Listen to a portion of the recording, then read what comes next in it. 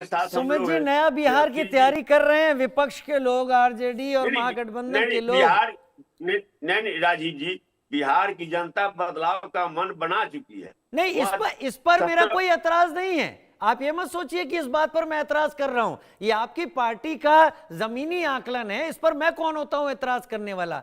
मैं सुमित शशांक से कह रहा हूं कि चितरंजन जी बोल रहे हैं कि अब बिहार की जनता बदलाव का मन बना चुकी है, और आप लोगों की जो लिस्ट है सुमित शशांक, चितरंजन जी के बकौल, वो फर्जी है, क्योंकि उसके पीछे जारी होने के बाद फिर तमाम तकरारें। अच्छा, ये बताइएगा जरूर कि नीतीश जी और जदयू उन सीटों पर प्रत्याशी क्यों घोषित कर रहे हैं जहां चिराग पासवान का ध्यान था। देखिए राजीव जी, सीधा समझना है कि महागठबंधन ने क्या किया है। महागठबंधन ने परसेप्शन की राजनीति की है, महागठबंधन ने आरोप और अफवाह की राजनीति की है। तो सेट तो और कर दिया है ना महागठबंधन ने परसेप्शन। वही किया है जो राज्य के हित के लिए नहीं है।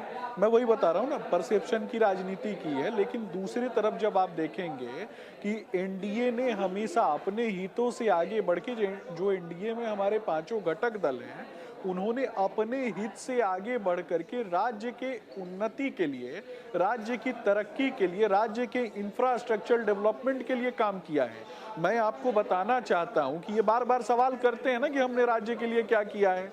मैं इनको बताना चाहूंगा कि बिहार वो राज्य है जिस राज्य में सबसे ज्यादा सीमेंट उद्योग स्थापित हो रहा है।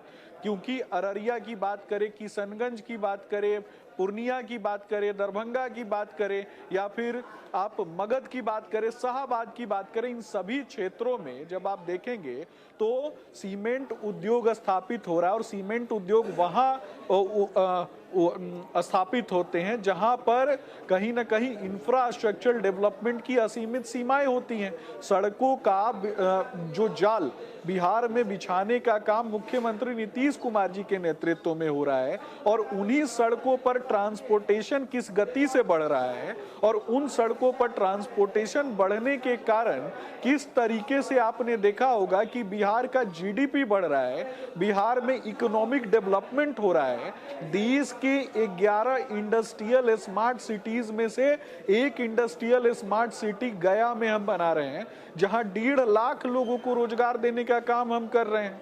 अब बात अगर भागलपुर की कर ले तो सिल्क इंडस्ट्री में 3.5 लाख मुस्लिम बुनकरों को रोजगार देने का काम हम कर रहे हैं। ये पूछ रहे थे ना कि कहां कहां रोजगार दिया, कहां कितने पैसे दिए, तो वो भी मैं बताना चाहूंगा कि सीमांचल की अगर बात होती है तो मखाना उद्योग से जुड़ी हुई बहनों को, खास करके 50,000 हेक्टेयर भूमि पर जो मखाना उद्योग से जुड़ी हुई जो हमारी बहनें हैं जो काम करती है, वहां 50,000 करोड़ रुपए का आवंटन प्रधानमंत्री नरेंद्र मोदी जी के नेतृत्व में होता है। जब प्रधानमंत्री नरेंद्र मोदी जी शाहाबाद की धरती पर आते हैं तो 30,000 करोड़ रुपए का आवंटन बिहार को आगे बढ़ाने के लिए होता है। जब सारण की धरती पर आते हैं तो वहां भी लगभग 25,000 करोड़ रुपए का आवंटन होता है। किसके लिए? तो बिहार के लोगों के लिए, बिहार के युवाओं के लिए, बिहार की बहनों के लिए।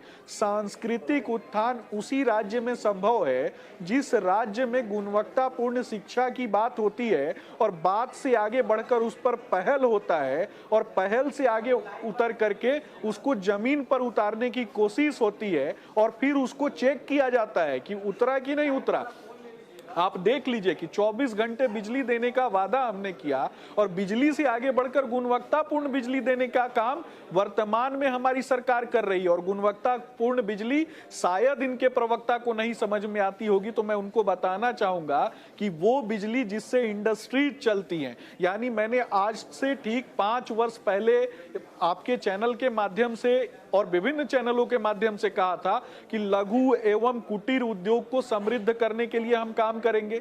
लेकिन उससे आगे बढ़कर अब मैं आपके चैनल के माध्यम से बताता हूं कि हेवी इंडस्ट्रीज की दिशा में बिहार आगे बढ़ चुका है। और ये तेजस्वी यादव या फिर इनकी पार्टी के जो लोग हैं, जो इनके अंदर खुद ही वो कहावत है ना कि क्षमाशील हो रिपु समक्ष तुम विनित हुए जितना ही, दुष्ट कौरवों ने तुमको कायर समझा उतना ही। तो कहीं ना कहीं ये उस मानसिकता के लोग हैं जिनके लिए माई बहन सम्मान योजना का मतलब केवल अपनी माता बहन को आ रहा हूं, प्रदान चित्रंजन करना जी, आ रहा हूं। है। युवाओं के उत्थान का मतलब अपने परिवार के युवाओं को आगे एकतरफा बढ़ाना नहीं है। चलेगा। मैं पूछना आ रहा हूं, चाहता एक तरफा चैनल नहीं, के मैं माध्यम पूरा से दूंगा सिर्फ मौका। एक सवाल का चित्रंजन जी एक पूरा सवाल ठीक का है, जवाब दे दीजिए ना ठीक है, चित्रंजन ठीक है, जी। मैं पूरा एक दूंगा मौका। सवाल का मैं मेरे चित्रंजन एक जी सवाल का जवाब दे सुनिए दीजिए। तो सुनिए राजीव तो जी, सुनिए राजीव चित्रंजन जी, सच बोलने पे मिर्ची लगती है। चित्रंजन राजीव जी, सुनिए सच तो। बोलने पे मिर्ची लगती है। मेरे एक सवाल का जवाब ये दे दें कि तेजस्वी यादव ने इस बार के चुनाव में कितने युवाओं को टिकट दिया? ठीक है, तेजस्वी ठीक है यादव ने चित्रंजन जी, अब सामान्य आपका परिवार वक्त से जवाब आने वाले दीजिए। कितनी चित्रंजन महिलाओं गगन को जवाब टिकट दे रहे हैं, दिया? सुनिए। सामान्य परिवार से आने वाले ठीक है, कितने जवाब दे रहे हैं, युवाओं अब को टिकट सुनिए दिया? ये सुमित भाई, तेजस्वी यादव सुनिए। बता दें अब तो मैं मान चित्रंजन जी का जाऊंगा। जवाब सुनिए। राजीव जी, मैंने वही कहा कि मैंने ये जो बोलेंगे सुनने में बहुत अच्छा लगता है। इतना हजार वहां दे दिए, इतना हजार उतना, इतना हजार करोड़ वहां दे दिए। सही में बोल रहे हैं। नहीं पढ़े लिखे आइएगा आदरणीय तो ऐसे ही नरेंद्र मोदी बोलिएगा जी ना ने सर। कभी, अरे भाई सुमित जी आप बोल रहे थे, मैं नहीं डिस्टर्ब कर रहा था। सुनिए, धैर्य से सुनिए। झूठ, अब कितना झूठ बोलिएगा, सुन लीजिए। बोले तो थे बीच जवाब में, अरे सुन लीजिए। बोले तो थे बीच कभी में। आपको याद होगा कि पिछले चुनाव में 2015 के चुनाव में आए थे यहाँ पर बिहार में और वही लगाते। कितना चाहिए?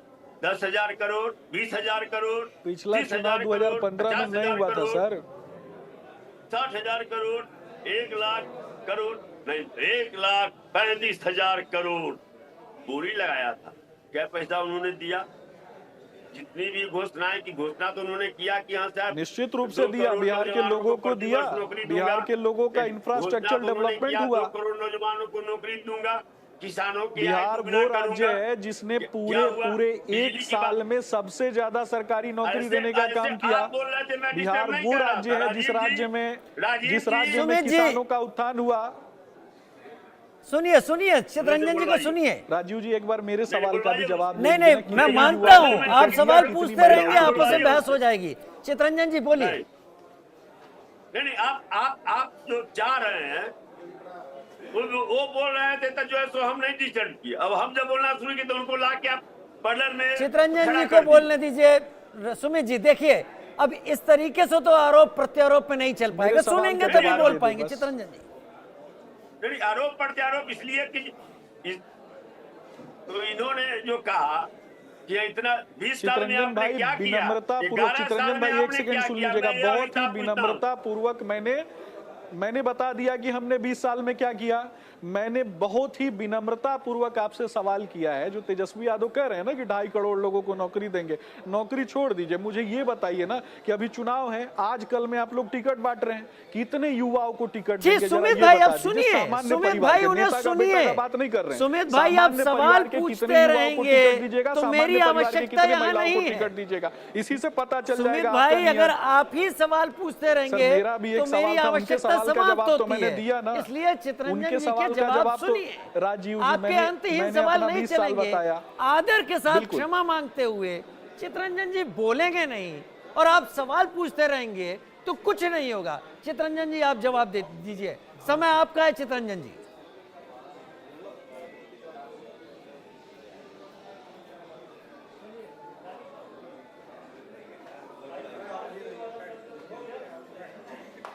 चित्रंजन जी आपको आवाज आ रही है?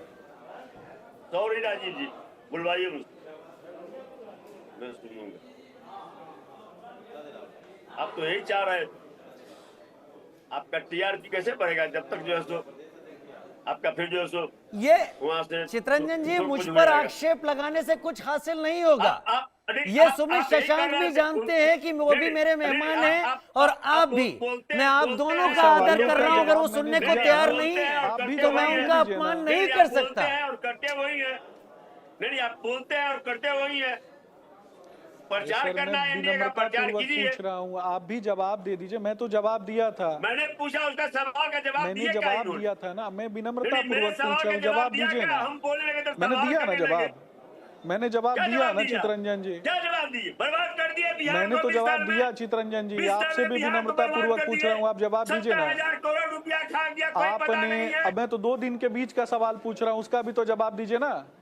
2 दिन के भीतर की चीजों का जवाब मांग रहा हूँ, उसका तो जवाब दे दीजिए आप। क्या हुआ जो 58 घोटाले का आरोप? अरे मैं पूछ रहा हूँ, अलकतरा घोटाला का क्या हुआ? अलकतरा घोटाला का क्या हुआ? अलकतरा पी गए बताओ ना भाई, चारा खा गए, भैंस का भूसा चुरा लिया, वो भी तो बता दो। नरेंद्र मोदी या वो अंठान घोटाले का लालू जी निकले थे अपने राज्य में घर से बाहर, लोगों को उन्होंने देखा कि लोगों की तो हड्डियां गला दी हैं, भैंस कैसे तरोताजा है, तो भैंस का भी भूसा चुरा लिया, भैंस का भी भूसा चुरा लिया। तुम खा लिया। जो आदमी भैंसों पर भी बुरी दृष्टि रखता हो। अरे हाजमा खा लो, हाजमा हाजमा खा लो। लालू जी खाए ना भाई साहब, हाजमा खा लो, लालू जी खाए ना, हाजमोला तो लालू जी को खिलाइएगा, भैंस का भूसा जो खाएगा उसको ना हाजमोला खिलाइएगा सर। तुमको अरे लालू जी को ना खिलाइएगा। अरे लालू जी का भैंस को देख के जो आदमी भैंस का भूसा चुरा ले, लालू जी का नाम भैंस का भूसा चुरा ले, चमचागिरी करने से टिकट मिल जाएगा। चितरंजन जी, चमचागिरी करने से टिकट मिल जाएगा? नहीं मिलेगा ना। बेचागिरी करो तुम, बेचागिरी चमचा नंबर 1 बेचागिरी देख करते लीजिए, हो। ऐसे ही लोग हैं, दर्शक देख रहे हैं, दर्शक देख रहे हैं, ऐसे ही लोग हैं। इनके कंस्ट्रक्टिव सवाल कर लीजिए, कंस्ट्रक्टिव सवालों का ये जवाब ही नहीं देते हैं, ऐसे ही लोग हैं इनके। चितरंजन जी को सुन ले सुमित भाई, मैं तो रिक्वेस्ट करूंगा चितरंजन जी, हो सकता है तल्ख हैं इस वक्त, लेकिन आपके सवालों से हैं। नहीं राजीव जी, सॉरी, फंस गए हैं ना तो नहीं जवाब देंगे ना ये। क्या फंस गए रे? झूठ बोलेगा तुमको बोल।